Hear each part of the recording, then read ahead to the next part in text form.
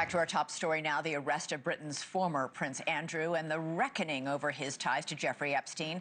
The dramatic development overseas is now intensifying demands here in the United States that other rich and powerful friends of the notorious pedophile face similar justice if indeed they committed crimes. Joining us now from Washington, D.C. is our senior congressional correspondent, Joe. Members of Congress had been pushing already to have Andrew come testify. Is this going to increase the momentum for that?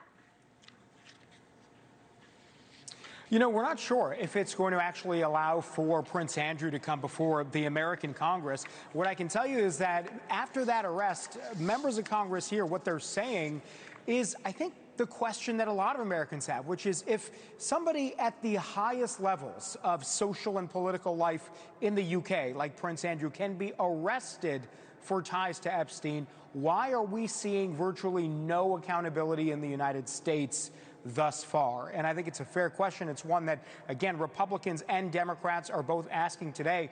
We know Ro Khanna has been one of the people at the front of this fight today. He posted essentially listing several people around the globe that have gotten some level of accountability. And he suggested, why didn't somebody like Commerce Secretary Howard Lutnick lose his job or resign? We saw that. We also heard from Chairman of the Oversight Committee, James Comer, Republican, who basically said there must be accountability for anyone involved in Epstein's horrific crimes. The Justice Department transparency is ensuring no one is above the law, not even British royalty.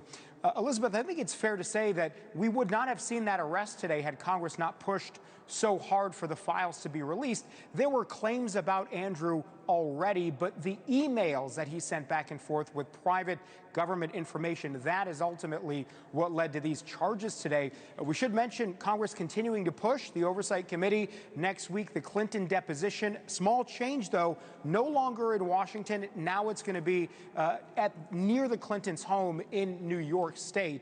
So something that we're going to be watching as they continue their probe into all who may be relevant or have information. Yeah, it's the Les Wexner treatment. He's set a standard now since Congress traveled to his house. What are we going to see in the future? I'd still like to know who's paying for that, by the way, all that congressional travel. Joe Khalil, live on Capitol Hill. Thanks so much. Thank you for watching. Subscribe below and download our NewsNation app right now on your phone, and you will get fact-based, unbiased news for all Americans.